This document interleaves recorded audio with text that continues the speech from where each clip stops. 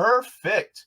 We have Kevin and Mark joining me from Right Brain TV. Kevin and Mark, so good to see you. I met you, Kevin. We have spoken many times before. Mark, is good to finally meet you. Yeah, you too, JB. Love the show. Thank you so very much. Good to see you, Kevin. Good to see you, man. Yeah, Mark's the behind the scenes guy, and it's great to finally. I mean, he's actually living with me right now, but we also wanted to make this his big debut. So thank you so much for having us on. Awesome. Hello, everybody. Go in the chat. Go ahead, say hello to Kevin and Mark. Now, of course, Kevin, Mark, you guys are basically the brains behind Right Brain TV, which is a streaming platform that focuses on cinema. And when I mean cinema, I mean cinema. You know, a lot of these really, dare I say, films that would be banned or sometimes are banned in the United States because they go against the grain, especially when it comes to, right-wing or capitalistic political hegemony, or it goes against the grain as far as social norms. So you guys are actually focusing in on what's going on in regards to Cuban cinema. So if you guys can talk about that as well. Yes, so I just want to say, one of the ideas of the website is I think that a lot of anti-imperialists, you can call them leftists, we try to avoid the left-right dichotomy so everyone feels welcome on the site. You never know who could come in and watch something and change their viewpoint. We only ask that people who come on the site have an open mind and accept the fact that truth is not absolute. But for me, one of the visions of the website when it came to the stuff, not the stuff we make, like we made the Rome doc, but the stuff that we curate and we find people who subtitle these sort of lost films, is the one thing that I think the anti-imperialist anti-war movement misses as a weapon, right? So you have protesting, you have direct action, you've got the YouTube media now. You guys are now the media for the anti-war movement. These are all weapons. Then you have actual weapons if that's the kind of revolution you're talking about. But I think what a lot of leftists and anti-imperialists miss is cinema is a weapon that there's not a single revolution that's been successful, except a few in Africa because of complete lack of access to equipment. But there's not a single revolution worth its weight in the last since the invention of cinema that didn't understand and use cinema as a weapon. You can look at Cuba, who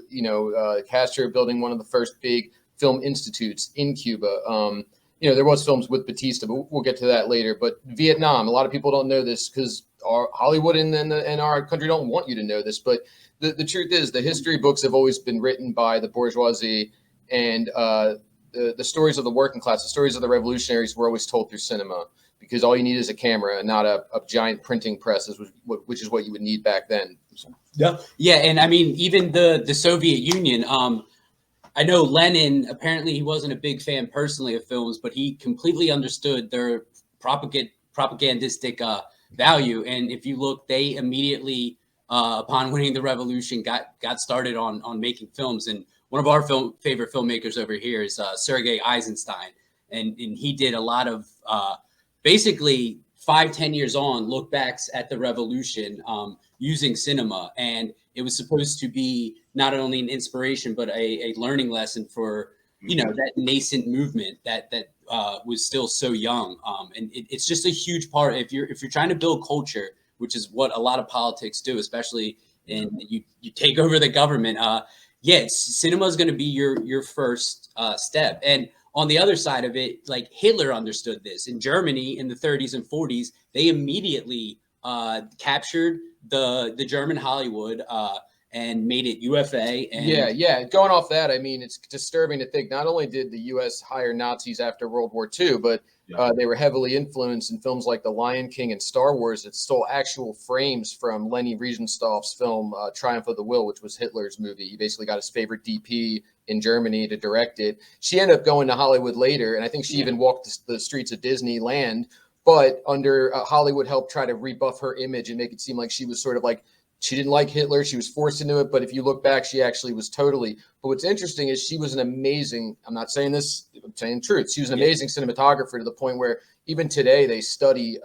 So like cinema is a language, and this is why I think it's not just an art form. Like, yeah, of course it's an art form, but paintings and things like that, sure, you can look at paintings from countries like Burkina Faso, I'm sure, even, and learn a lot. But cinema is poetry in motion. It's the combination and molding of all arts. You need sound designers, you need musicians, you need a camera guy, you need I mean, there's so many art. It's like a composer. There's so many art forms that come together instead of just one person painting. And the thing that's interesting about cinema is it's a language. It's a language without borders, as long as you have subtitles. So you could watch a film from, say, Thailand, and you may not know anything about Thailand, but they can still communicate things that are not vocal. Like, they could say things with how they're framing things that is telling a story that can break down that barrier between different cultures. I can watch a Thai film, and by how the camera's used and the mise-en-scène, they're saying something to me, and I can read it in a way that you wouldn't be able to if you bought a book that was in Thai. You don't even need subtitles, honestly. Yeah, and a lot of times that's so. Like with Leni Riefenstahl, Hitler's DP,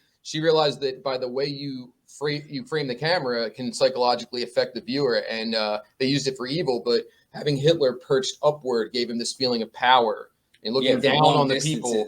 And that's something that was used later with Star Wars. Like, you could find frame by frame comparisons that they actually took. All those stormtrooper scenes are 100% out of. So you need to be doing that on the other end. In Vietnam, with Ho Chi Minh, a lot of people don't know this. They had films. They were actually making war films during the Vietnam War. So they're in a country in crisis. And the United States is the villains in their films, as opposed to in America where they're peddling it. So you always need to be using film as a weapon, cinema as a weapon for good. And we've had trouble on trying to break through.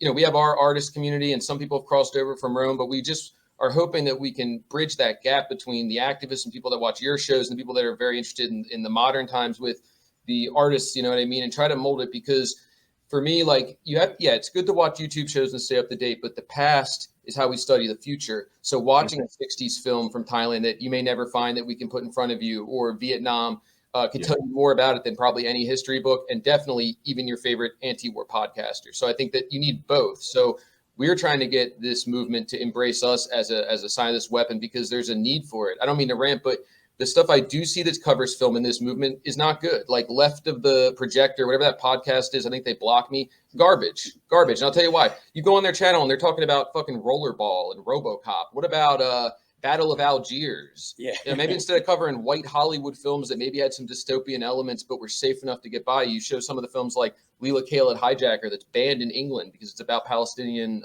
rights. I mean, and like, it was one of our early films. They came at me recently because they were praising A24, which I'm sure you heard of. They've done like Everything Everywhere All at Once, and they're like the big new indie thing, but they're not indie at all. It's all a marketing scheme. They're just as in bed with Hollywood imperialism as the rest. They sell their movies to HBO. They made Euphoria. Their $3 billion net worth, which is more than some countries' economies. They just got $250 million injected from venture capitalists. And they're also helping people scab at WGA. SAG. Yeah, so SAG right now is doing these interim waivers. Like, I don't know, JB, isn't a strike a strike? Doesn't striking mean nobody works? I mean, you're right.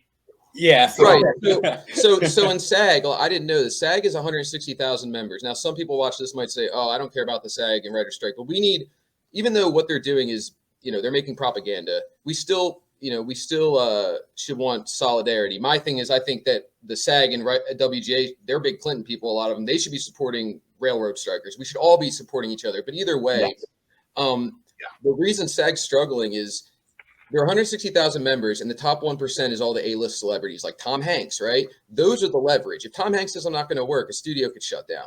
But if some waiter who works 3 jobs and was in a couple indie films, because you have to join SAG, he's not going to have any leverage to bring a studio down by not working. So you need those 1%. That is your leverage. And so when A24 is able to convince SAG to give interim waivers, which means like it's a waiver saying we agree to your strike demands, let us keep making movies with your A-listers. It doesn't help the 99%. None of them are getting these like big waivers. So basically it's allowing the top 1% to continue to work. Across the picket line. Under the guise of indie, even though this indie company has $3 billion worth. And who are they going to sell those movies to? They're going to either sell them to the studios once the strike's over, or they're going to sell them to shell companies. It's not hard to make a shell company that's an indie name and have 3 things removed owned by one of these big guys. Like, So in a way, you're completely diminishing all of your leverage by letting these people work. And Hollywood studios know that, like, shit, A24 is making some movies. We'll buy them. I mean, who do you think they're going to sell those movies to? So just to say that I just don't think that cinema is being represented very well in the left. You know, there's dorks at the Vanguard or whatever, like they're movie buffs or whatever, but nobody's realizing like its power in a historical context, in a revolutionary context. Global, not well, doing always global. Yeah, not doing a review of like a new horror movie and saying Barbie is or isn't left. I'm talking like, yeah, the Battle of Algiers, Eisenstein. I mean, this is the shit that if you like your channel and these people like all these YouTube channels, you would really love this stuff. I mean, you're going to get to experience, you're looking through, a lens is an eye. You're looking through the eye of somebody in Vietnam fighting the invader and making a movie about it. Yeah. I mean, you know what I mean? What a better way to, That's where the heart comes in, because obviously, if any good upstanding leftist these days, you do want to be following the issues. You want to know about the news. You want to know where the parties are going. But you also you need that poetry. We always tell it enriches your soul, like literally, to watch these films, because not only are you getting narrative that is similar to, say, the news, but you're getting a specific narrative. Sometimes it is propaganda. Sometimes it's the Soviet Union from the top writing a script and telling the audience this is our new world. But that is as important as anything that's going on in the news, even though we could be talking about 100 years ago, because these things cycle through. It's really amazing if you can sit down and watch films from almost any country in any time. Burkina Faso, even. Yeah.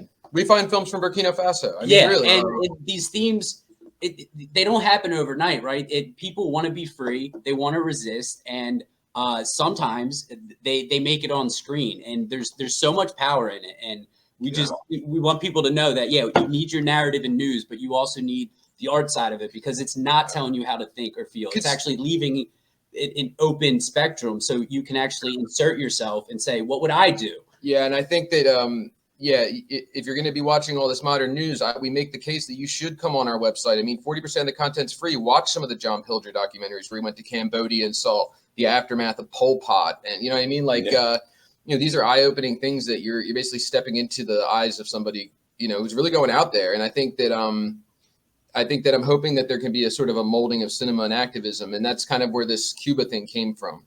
Yeah, I'm gonna be honest with you guys.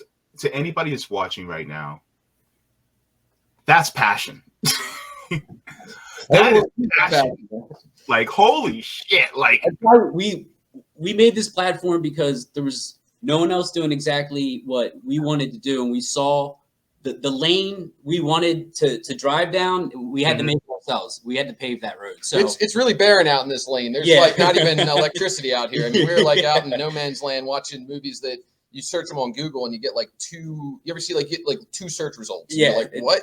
Yeah. 2, like not more than 2. And it just says like, that's it. And a lot of times these films, like the obscurity, we always talk about context. And as Marxist, good leftist, we understand the importance of the whole thing, the whole dialectic. So you could just watch a film as a piece of art. It's like looking at a painting. But when you go read that little placard at the museum that tells you a little bit about the painting, now you look at it again, it changes a little bit. And so when you come on our site, all of our movies, we do great write-ups. We are always trying to put it into the history that these movies were made, because there is a means of production involved. These movies, they don't just hit the screen, right? Like in the Soviet Union, they had to like basically go across borders and steal film because they were blockaded. No one was shipping Kodak film into the Soviet Union. Wow. They always say what the greatest thing the devil did. I think the greatest thing Hollywood did was convince people, that propaganda, and for the U.S. government, that propaganda is a bad thing and that they don't make it, because Hollywood makes the most propaganda of any country, and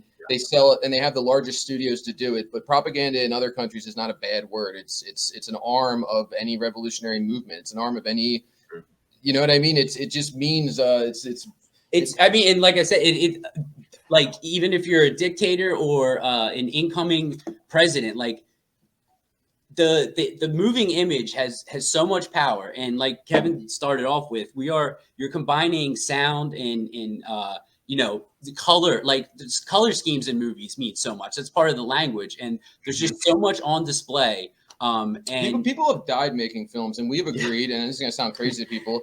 I wasted the first my 20s to 30s, I wasted it in a drug fueled haze. I was homeless for a while, and all I wanted to do is film. And now that I have the opportunity, and I am privileged compared to most people, we're trying to build something that exists when we're dead. So we're not like, not to knock memes or anything. We're not just doing a streaming site. This is like, we're going to do this till we're dead and leave it behind for somebody else, whether that's a seed, whether it's a tree. This is bigger than us. We want to create a outside of Hollywood system from the ground up that can fund itself, audience powered, and start allowing filmmakers from flyover parts of the country and flyover parts of the world to be able to have that platform, because we are privileged. And so there's no reason you should be ashamed to admit it. And if you have it, use it as a weapon to fight back. Yeah, this really is a grassroots studio in the truest sense of the word. One of the things that okay, so this came into my mind. Feel free to laugh at me if you want, but it kind of feels like when you talk about some of these films that are banned, and especially in Western countries, things like that, it kind of has a parental advisory kind of sticker appeal to it.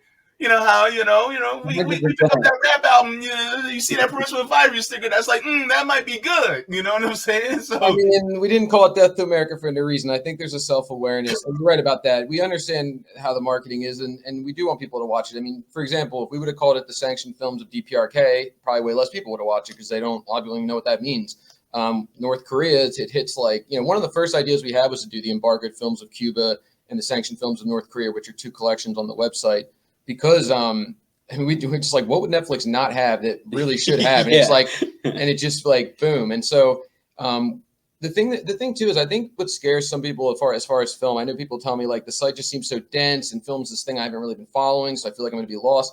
All the collections you might be lost by, like you click North Korea and you're like, where do I start? Well, we literally found a expert in North Korean cinema. He has little introductions. He's this British guy, and he'll he talks about each film, and you can kind of make an educated decision of what you want to watch, and I think that you're not logged in. That's behind content. With Cuba, we did the same thing. Actually, a professor of film at the Cuban embassy. No, there's a Cuban institute Castro had made right after he succeeded. A film institute, and this guy willingly he did it for he just wanted to help.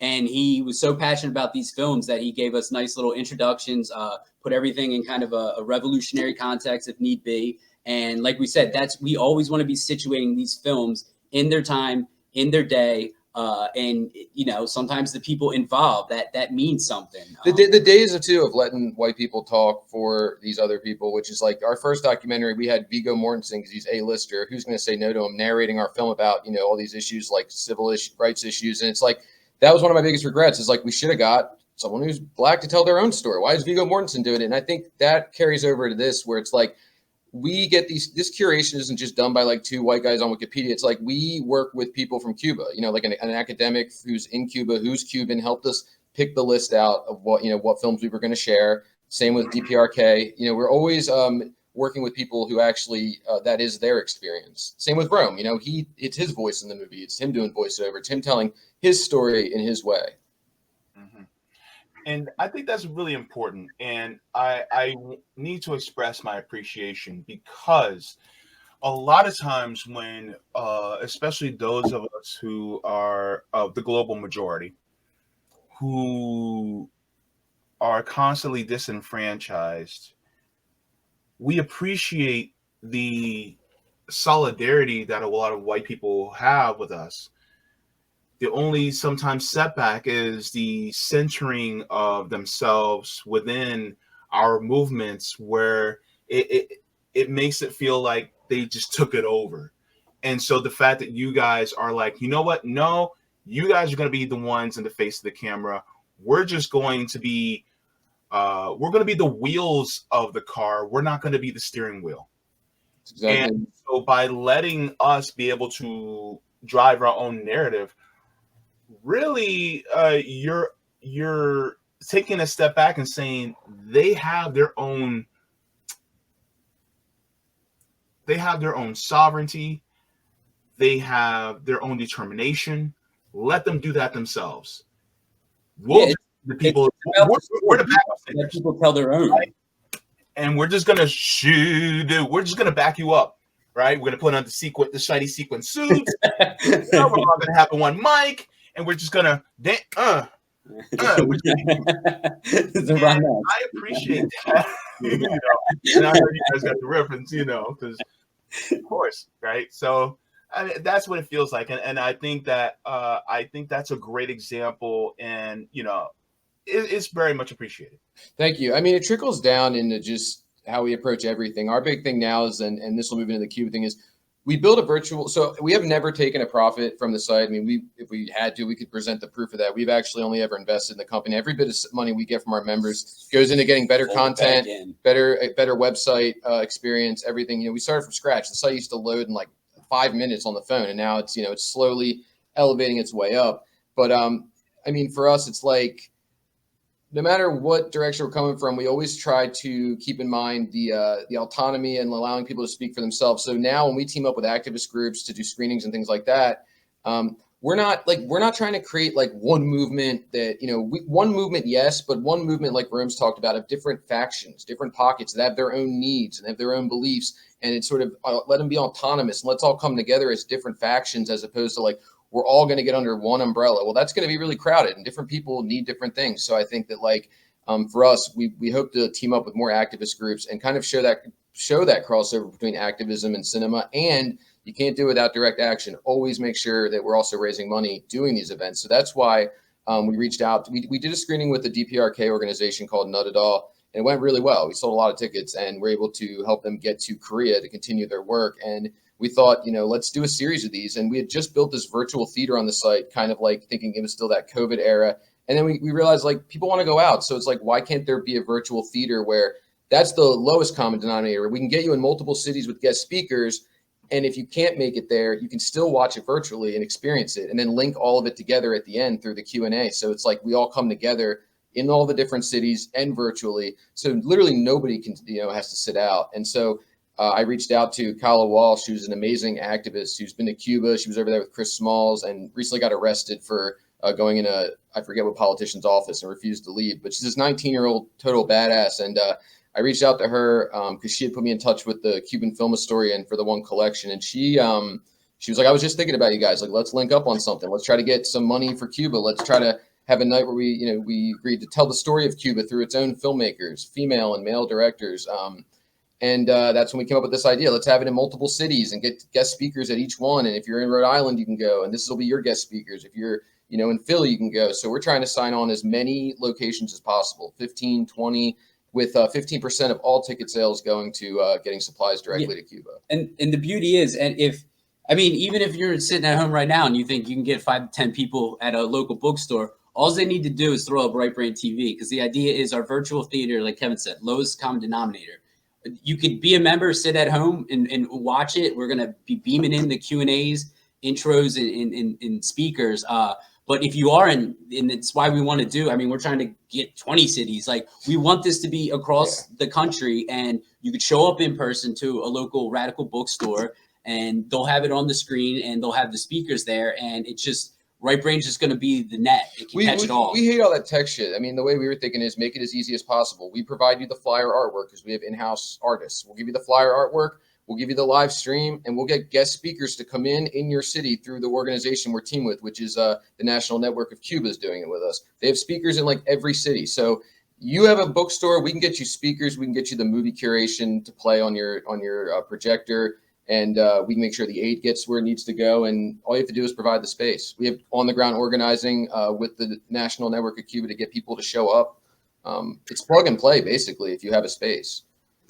That would be awesome. I live in Florida, and so I'm sure there's plenty of people who are from Cuba who actually support the Cuban people and would like to talk about these and show these films and this art, because the thing is that, like you guys said, art is actually a tool of revolution, right?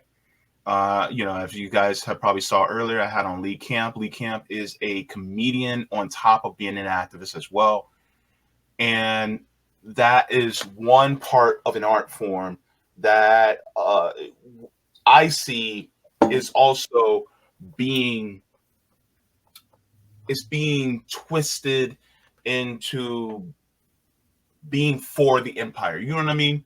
Court gestures. And so, with the onset of McCarthyism that happened back in the 40s and 50s and 60s, you had that turn Hollywood into more of a tool of the state as far as cinema and film. There's the same thing that's happened within even comedy circles, where now you see a lot of comedians that are now becoming more tools of the state instead of being the counterculture to say, you know what? No, we're going to punch up instead of punching down. And so that's what it feels like. If you guys can speak to that, as far as how the state has really shifted and made the apparatuses that we use to criticize it and to inspire people to speak out against it. Can you guys speak to that? Because I know you guys touched on it already, but I'm just thinking about it from a multifaceted perspective, because we have, for instance, we have comedians, singers, poets, directors, photographers. Can you guys speak to that for a second?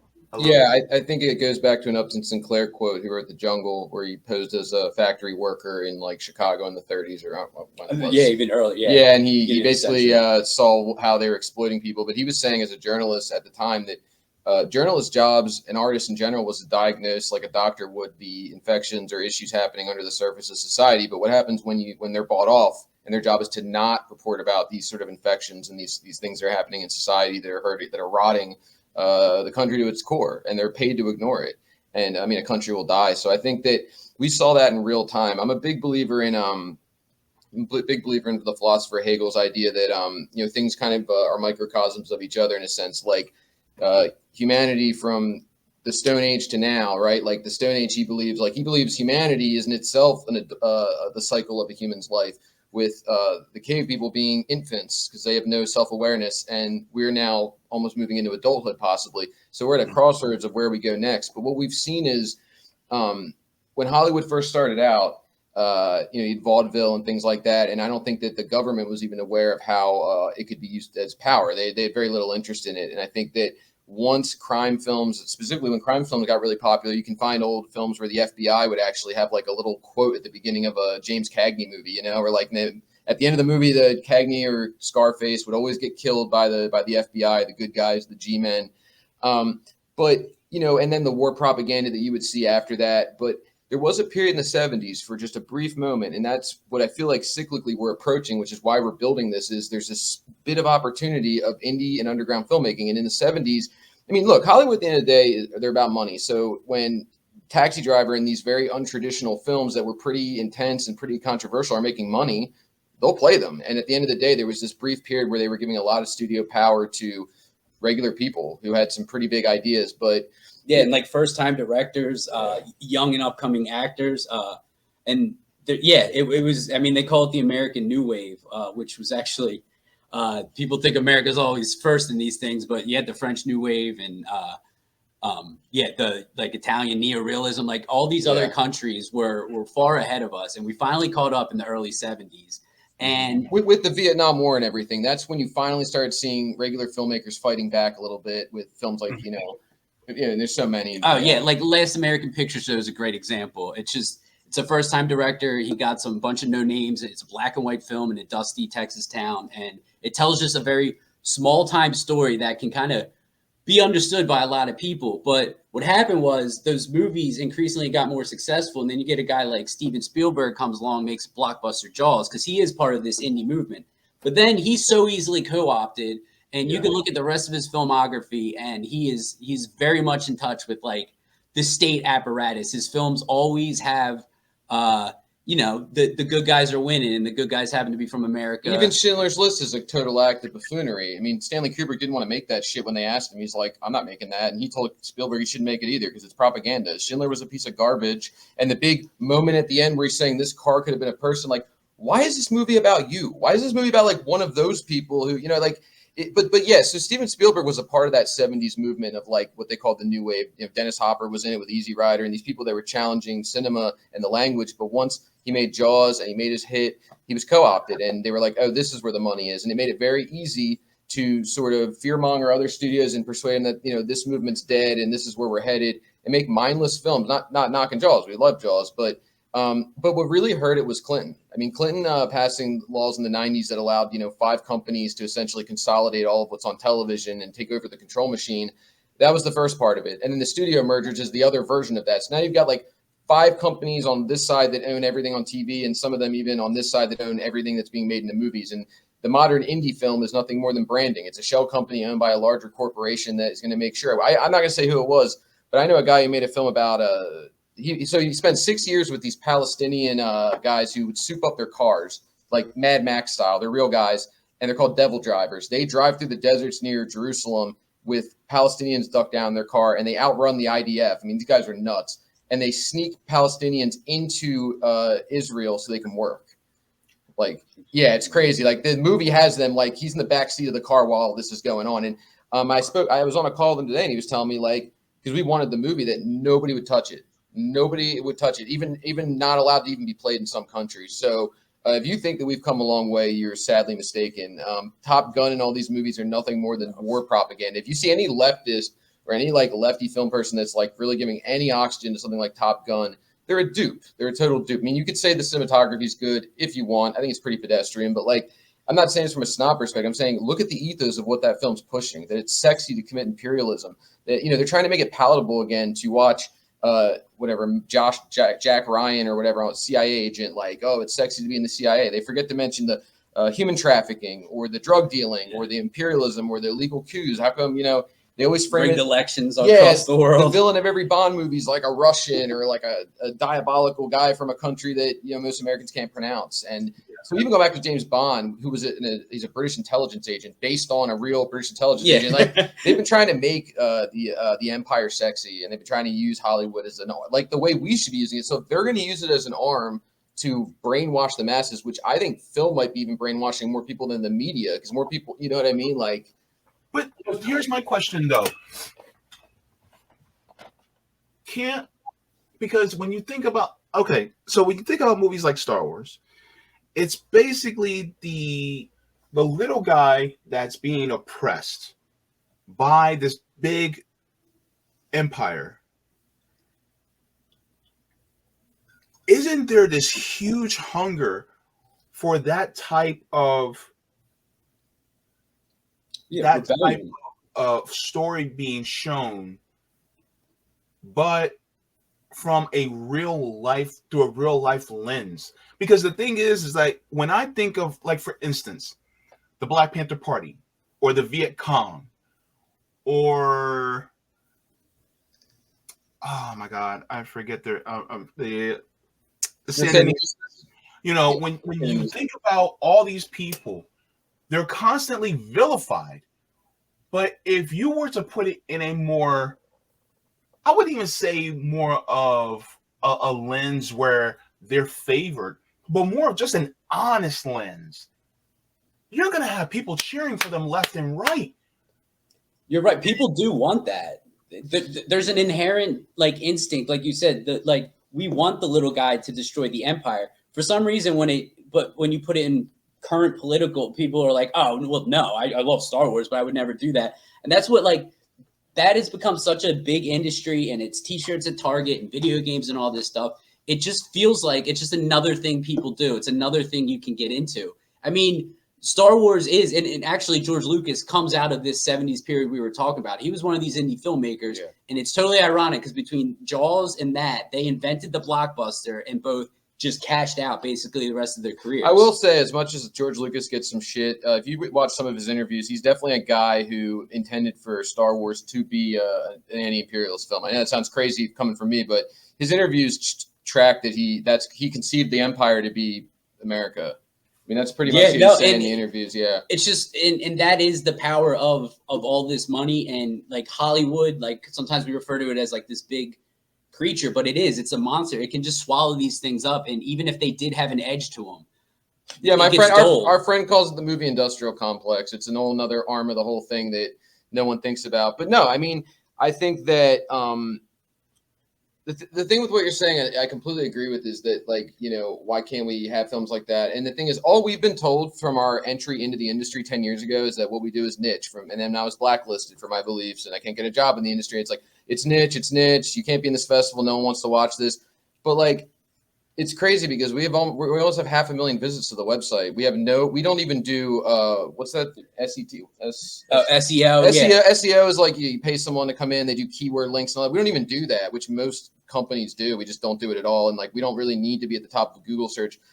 We think there's something called typers and swipers. Swipers are people that just want immediacy and they just swipe for their content. But typers are people like us that will literally dig deep for something that's sort of forbidden. And I think that I think that people keep telling us we're niche, and then we'll check, and it'll be like, you know, we'll have a crazy turnout for a DPRK screening. You know, people that don't even know anything about it will show up. So it's like, is it niche, or is that the narrative they want to present so that they don't have to do it? The hunger's there, and the other thing, the films are there, and that's why curation, we feel, is very important, because we also make stuff, and to our point earlier, those things would be more like what it is our personal interest, more narrative stuff.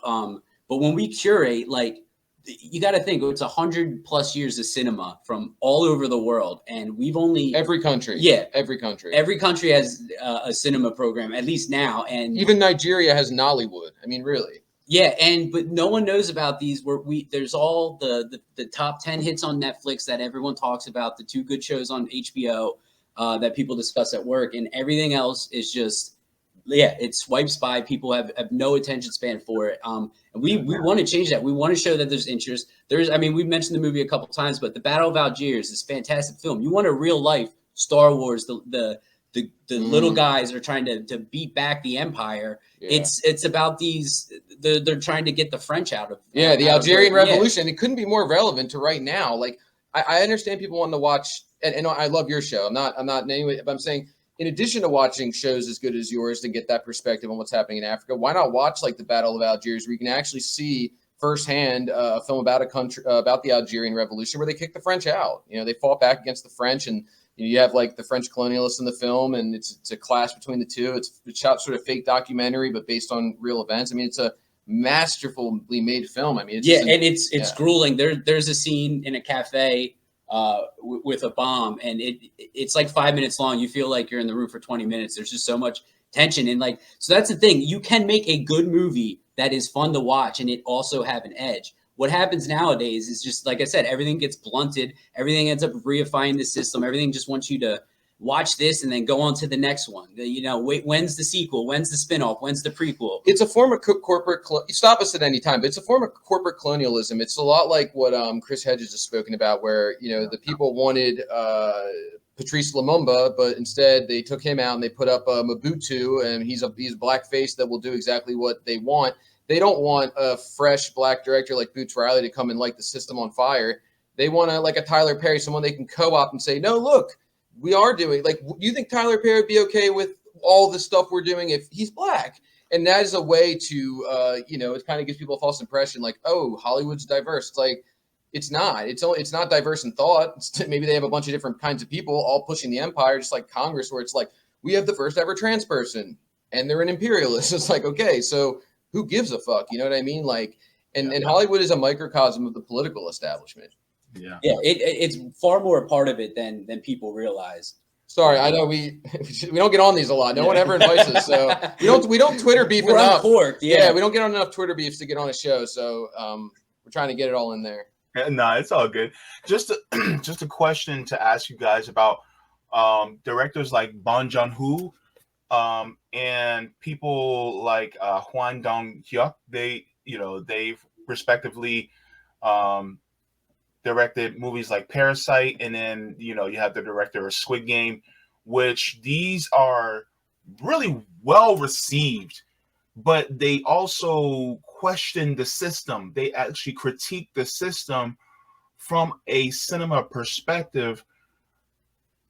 Isn't that proof that there is a huge hunger out there for something more raw and honest about our lives as far as cinema goes? Well, first Is off, that proof, I should say. absolutely. I mean, the fact that Squid Game was so well received. Another show that a lot of people don't like, it's a little bit soap opera. Money Heist was about robbing the Spanish bank in a mask, and the heroes were most beloved TV characters in Spanish history. Probably like people would dress up as them because they're robbing the Spanish bank. They're taking down the elites. But to go off your point, the biggest metaphor of all of what we're talking about is that recently I read that the guy who did Squid Game only got paid like $40,000. The guy who made it, he spent 10 years making it. It made over $250 million for the company. It's the most watched thing on the platform. And he said he was barely making ends meet after he made it. It's crazy. It's inconceivable that he can make something. He can make a company 250 mil. But no, I think that Squid Game shows that it's not niche. I think that they don't want to make stuff like that. They don't want us to start thinking because the control machine, what makes Netflix so effective is its endless squares of content about true crime and things that have nothing to do with your life at all. And it conditions people to be like, I just got home from a long day's work, which there's nothing wrong with this. I just want to zone out and watch the television. That's fine. But wouldn't it be great if there were at least a couple options where it's like, hey, I kind of want to open my mind up a little bit. I think that YouTube and Netflix in some capacities are changing the way viewers think and consume. And I think that it's for the worse. Not all YouTube channels. Obviously, you guys are opening minds, but you're trying to shut the mind. You know, and it becomes the endless scroll. When you go on Netflix, you don't know where to start. You just keep scrolling. You're like, never ends. Yeah. And right brain, we have like, we always, curation is our word. Like everything that's on the site means something. It's there. And when it doesn't have its, reason anymore, we drop it off the site, and that's not to say we like are topical. It's just we want these things to have an edge, and when then you take it off because the endless scroll it numbs the mind. Yeah. And the site we also actually wait. We don't even do categories like you notice like when George Floyd happens, it'll just say like it's so primitive. It'll just be an expletive. It'll be like a Disney thing like black comedies that exact day that George Floyd happened. Is though like. Have you ever met anybody that just like woke up one day and was like, I want to watch an Asian drama? Like maybe Asian, maybe they'd say like a Korean thriller, but just, I want to watch an Asian drama. I want to watch movies about police brutality. Like, no, that's not how they're so primitive in these Wall Street guys that run Hollywood now. It's like, I saw them out there protesting George Floyd. So I guess that means they want to watch a bunch of stuff about it. And we'll just do it on the nose. And it's like, they're the most mediocre people in the world in how they process this. And I mean, it's like, you want to watch black people? it's so cynically done too. So with us, it's like our categories are much more like they're meant to be dug through. It's like just original series. Yeah, they're just original series, and all of them are there. And you pick the one that sticks out to you. We're not gonna push things to you. We're not doing the bullshit like because you like this, you might like this. Our robots tell us like just to keep you sucked in. And the one thing we will never do is when a movie ends, it ends. A movie doesn't end and then another one starts. Like we don't want people to watch Right Brain TV all fucking day. We want you to go out there and fight the system and make art and do direct action. So like watch a few things and then go. It's only $5 a month. Yeah, like please do not zombify yourself watching Right Brain TV. You'll probably have like serious depression issues anyway. And actually. Now that you guys mention it, one of the things that it exhausts people, and one of the things I learned, I'm not sure if you guys ever tune into my reading of Laziness Does Not Exist by Dr. Devon Price, but it's a great book. And one of the things that I realized is that sometimes we have to eject ourselves from some of the things that, like I said to even people who watch my channel. If you feel like you're just don't have the bandwidth, don't watch me. Because the thing is that some of the things that I may talk about are heavy. And sometimes you need to go to something lighter once in a while. And it's kind of the same regarding cinema, because once in a while you may want to watch something that's lighter, like Barbie or something like that. But the thing is that I always say, take the more nutrient dense take more of the nutrient dense content, but kind of splice something lighter in between it so that it gives you a break. So it's just like, you have farmland after farmland, of different farmers markets that have nutrient dense food, and then once in a while you'll end up at a Burger King. You know what I'm saying? And that's okay. versus the opposite of it being Burger King, McDonald's, Pizza Hut, all these different ones. And then once in a while, you'll come across the farmer's market. It's like, no, it should be reversed. And so it's the same thing. It's like, okay, let's tune in some Right Brain TV. Let's watch a couple of cinematic events as far as, you know, what's going on in the world or through their perspective. Then once in a while, I may watch a little Avengers Endgame. You know what I'm saying? No, and like we said, we understand people, like, we do it ourselves. We watch this stuff. Yeah, a lot of hard work, and like the pop culture stuff is always out there. What, like, Right Brain, we want to be like, we're your dirty late night secret, right? Hit us up on the weekends when yeah. I'm sorry. Well, that's gotten a little bit. Slide to the DMs, you know. We understand people are going to watch the Netflix and stuff, but like Right Brain is here. Like, there's going to be a time when you want, like you said, you want that salad, you want the nutrient dense. Like, that's what we're here for. No, he's right. All your friends are over and you're watching like the new Star Wars or Game of Thrones. And then once they leave and once mom's gone to bed, so instead of putting on porn, you like sneak downstairs and watch like a North Korean film. And you like shut the What are you doing? Nothing. Watching a Korean drama. South Korea. It's not Right Brain. Don't worry. It's on Netflix.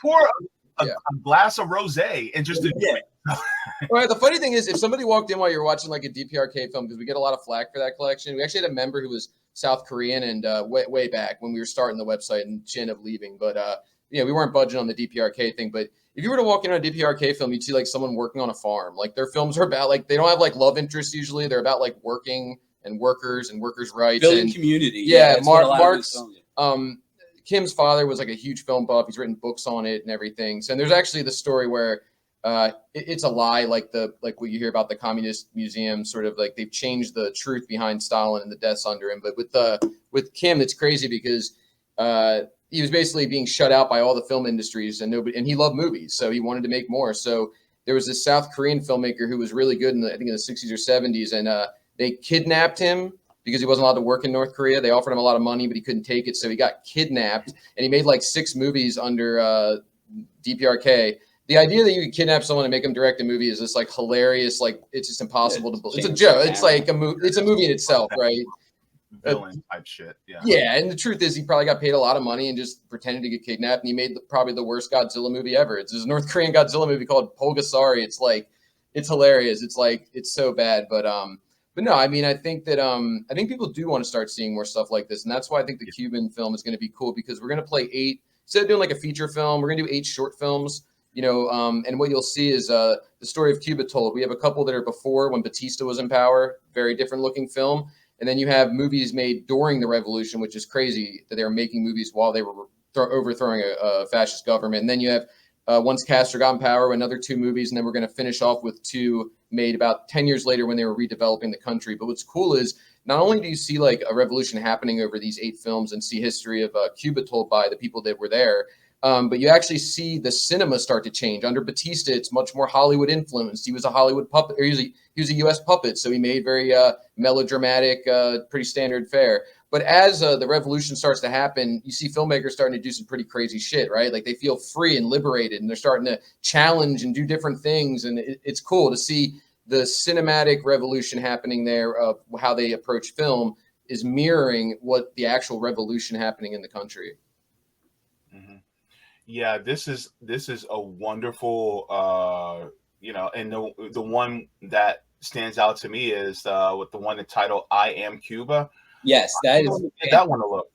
Yeah, it was actually funded. Russia gave them equipment and helped fund it. So, and the Soviets had they were like very, very good cinema. Some of the best filmmakers ever. They got it. Yeah. So they gave Cuba what they needed to make it, and every shot is just like a banger, and it's just this sweeping, like crazy crane shots. 4 different stories of there's farmer, there's like nightlife with like There's a hitman. I think it's taking place during like a revolutionary. Yeah, keep on talking. Cuba. I mean, if you just scroll through, you'll see the shots are just mind blowing. I mean, I think people are thinking Cuban cinema is going to be this ragtag thing, and like some of it was, but no, they were making some really incredible films. And this is Victor, so he'll do like his little introduction. It's really cool, man. He's got straight from Cuba. Yeah. Soy Cuba es un largometraje de ficción realizado en el año 1964 por el director de cine soviético Mikhail Kalatozov. Esto es un trabajo hecho en coproducción, donde los guionistas son el conocido poeta soviético Denis Tuchenko y quien luego iba a ser un gran realizador cinematográfico cubano, Enrique Pineda Barnett. Sin embargo, en esta acumulación de figuras para un largometraje que tiene 4 historias ubicadas antes de 1959, es decir, son como una suerte de momentos de lucha, de rebeldía y de la vida antes de la Revolución Cubana. Aquí hay como una especie de manera de explicar el camino que lleva la Revolución Cubana. Tal vez lo más destacado sea la fotografía de Sergei Yurchenko, que está reconocido hoy día como uno de los momentos más grandes de la fotografía en toda la historia del cine en el mundo entero. De manera que es una película en la cual tenemos las historias, tenemos el contexto, pero tenemos un hecho cinematográfico en estado puro, que es la fotografía. Disfrútenla. Es un gran momento de la historia del cine, esta película. I love Victor. I just want to shout him out. I love Victor. We've spoken. We speak sometimes through WhatsApp. He's like, yeah, he's a great guy. Can I just? I've made an observation. Even though that was made in the 60s, that looks like a modern film that's just put in black and white. Yeah, that's honestly what it looked like to me. It's mind blowing. It's unbelievable. Yeah, because black and white film was far cheaper, and like, yeah, some of the shots they got in that movie, I think some people still probably don't know exactly how they pulled off. And you have like films like The Battle of Chile, another great film where the filmmaker died like shortly after making it. He was killed during the revolution over there against how do you say his name? Pinochet. Yeah, Pinochet. So yeah, I mean, we get excited about is finding countries that we're like I said, Burkina Faso. Now they're kind of on our radar. We've always, with Sankara, we always have looked into it, but we were like, do they have movies? And we're looking into West African film right now for some future collections, I think. Yeah, that's amazing. Have you guys ever visited Cuba? We have not. The people we're going with, who we're doing this event with, one of the reasons it's so cool is we're really combining the two. We're going to do, it'll run the stream, and I'll give you a free ticket. I'll be doing the intros to each of the films from a film perspective with a little history. But at the end, in every location and virtually, you'll have guest speakers who have actually been to Cuba and have actually seen it firsthand and done direct action in Cuba. They were there recently. The Mayday Brigade goes over there every couple of months, and they help out over there. They do whatever they can to help. They bring supplies. So we're hoping they can illuminate that other side of it, where you'll get the movies with people who actually have a much better context for it. Okay, great. Yeah, we would love to go though. I mean, it's on my bucket list, no doubt. We were I will say we were invited actually. And Victor did say we could look them up. So I mean, it's on the calendar. One day, I would jump at the chance to go there. I'd go anywhere. Cambodia, Laos. I mean, I'm interested in going all over the place. Yeah. I would love to go there. I want to go to China. I know you've been to China. Awesome. I heard that it is beautiful. The countryside, especially in China, is gorgeous. Oh man, really is. Yeah, it's real clean. You don't see a bunch of homeless people on the street. Like it's nice, man. It's really cool.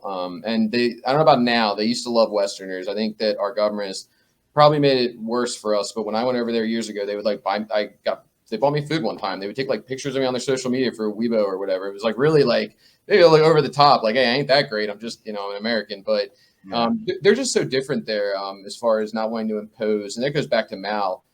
He was neighbors with Pol Pot, but one of the reasons people kind of say, oh, Pol Pot and Mao were friends. Not really, but the China perspective has always been like, I'm not going to impose our will on you. So I'm not going to tell you how to run it. I don't agree with it. Yeah. And so with China, when you go over there, there's just this respect. They don't like crap all over Trump like you'd think or something. Not that I would care. They just have a much more worldly perspective. You feel much more welcomed as opposed to judged. Gotcha.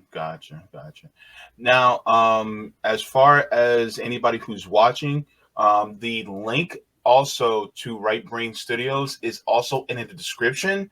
I've already put it in the chat. I can put it in the chat once again. But if you guys have not subscribed to Right Brain Studios, I deeply encourage you to do so. Uh, and by the way, it's cheaper than Netflix. It's cheaper, not as far as quality, but it's way better in quality as far as the weight of the content, as well as the perspective that it gives. Thank you. So, add this to your repertoire. I put it this way: if you guys have a streaming service that you're not really watching that much anymore, drop that, get Right Brain instead, and then give them a watch because they are putting out some wonderful content. You guys have done an amazing job, and I just want to thank you guys for the curation because we need you. Thank you. Really, those of us here in the West, we need you. So I appreciate what you guys are doing. Thank you so much. Yeah, and can I say too, we encourage people. We always try to find ways. We don't ever want there to be a barrier, but it costs money to make the site. Like I said, we don't profit, but to get better movies, to get better curation, to hire people to subtitle movies that no subtitle on earth exists for, and then track down someone from that country. It's a lot of work, and we encourage people to share accounts. If you and three friends throw $1.50 up, you're members. If you for a year is $45. If you find 5 friends and you each throw up $9, $10 or whatever, that's a year. You guys can all share. We encourage people to share accounts. I mean, split a Cuba ticket, $2.50 each, and watch it separately, or buy a ticket and have 5 of your friends over. I mean, we want you to do that. Account sharing, fuck Netflix, fuck Amazon. Account sharing is something we encourage. And if we can do it at our level, I would think they could do it at theirs. I think that there's many ways to become a member, even if you're broke. We do $25, which is 45% off. We do those like every month. So a lot of people just wait and they just snipe it out. As soon as the sale goes up, they get one friend, they throw $12.50 up each. They're locked in for the year. So there's many different points of entry. But dude, thank you for letting us come on and rant. Yeah, like we get on like so one podcast a year, so it was just all pent up. Like, all right. Yeah, it's all good, man. I appreciate what you guys do. I do have an appreciation for art.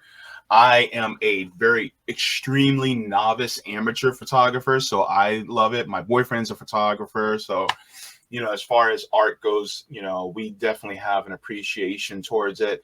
And all forms of art, no matter what it is, especially if it helps open up the perspective for many people. That's one of the things that I want to, encourage as much as I possibly can.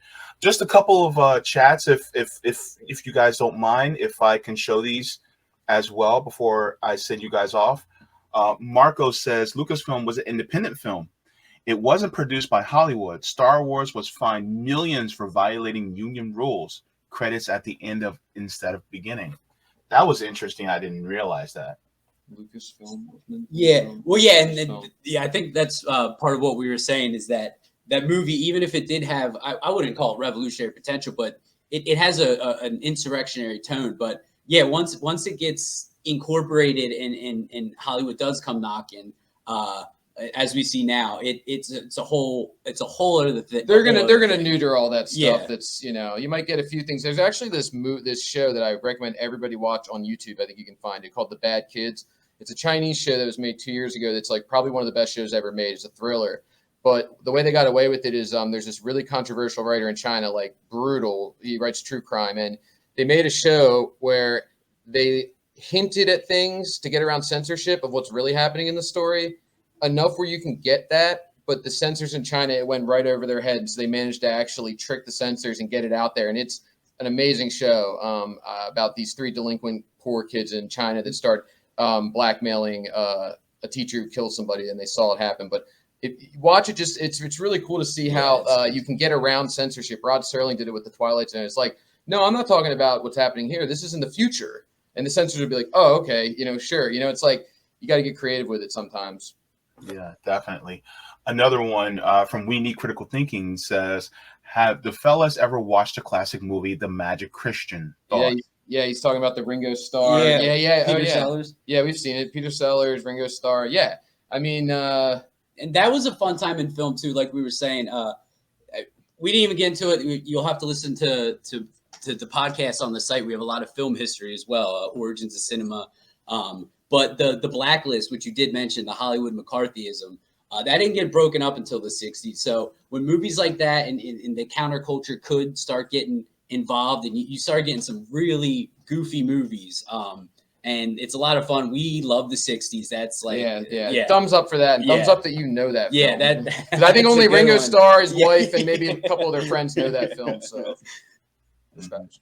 and I also have one more to share, but this one's on Rockfin. I just want to show you guys this because this is appreciated. Thanks to Lizzie for the tip on Rockfin. Big fan of Right Brain TV. Thank you. Thank you. We appreciate that. We're shadow banned on every platform. They took our money on TikTok, and now we'll get like 200 views in 5 minutes, and it just goes up one view every hour. And then even like some of these bigger orgs that have tagged us or as collaborator on Instagram, they'll be like, we've never seen this before. We're getting one view every 10 minutes all of a sudden after we tagged you. So they untag us. So like, anybody that can help get the word out through word of mouth. Word of mouth is huge for us. Please tell your friends, like we said. Get a couple bucks together, go into the couch cushions, grab some change, get a monthly membership, and start digging in. We are not pretentious. I hope we didn't come off that way. We are very passionate about this stuff, and there's all sorts of stuff, and we learn stuff every day, and it's so fun to just put this stuff together, and we want people to join in. Also, and this is one thing I want to say before we go. I'm not calling out anybody. I'm not calling out Status Quo or even some of these other networks. Don't ever send us donations. We don't take donations. If you give us a donation, we're going to give that to mutual aid. We are a service. We provide a service. You pay us. We give you a subscription. In no good conscience would we ever take a donation for anything. Nothing we're doing warrants a donation. Give that to your local community. Give that to Rome. Give that to somebody else. You want to come to a screening and we'll show you a movie and 15% will go to Cuba. That's fine. But do not send us donations. And before we get kicked out, like when we're wrapping up, would you mind if we just tell people how to be a part of the Cuba event? Sure, please.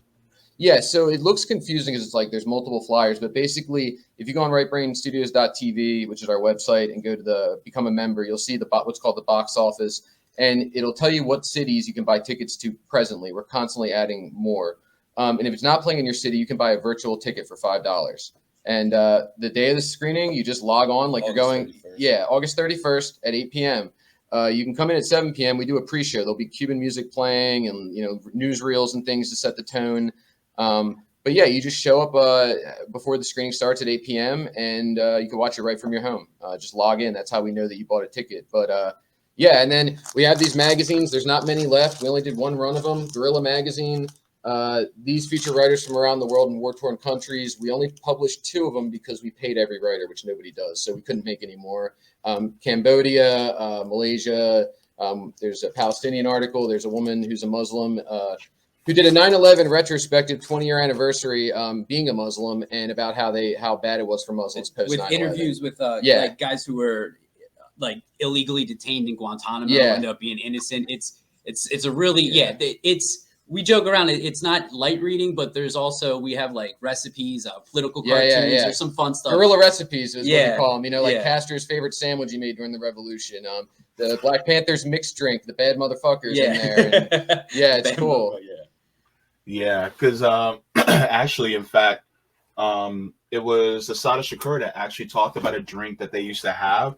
She was talking about in her autobiography about a drink that they would drink. The one we have is port wine and lime juice. They called it the bitter motherfucker. Yeah, I think that's what I think she. Okay, I forgot which part in the book. I think it was a recent chapter, but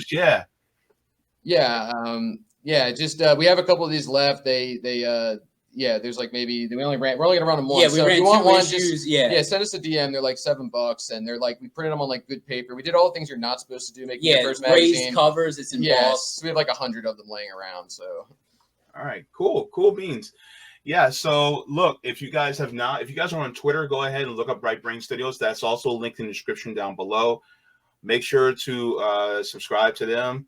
And look, I just want to thank you guys for coming on because it's a privilege to have artists who come on who are passionate about their art, but are also passionate about bettering the world. So thank you guys for showing up. I appreciate it. Thank Thanks you. for You're having us, you're man. also bettering the world, not just with your the incredible work you do with your show, but with that vest sweater. Yeah, the you're vest looking wearing. sharp, Like, man. I feel like I'm underdressed. You look so Yeah. good, man. Like, come on. It's the first thing we said.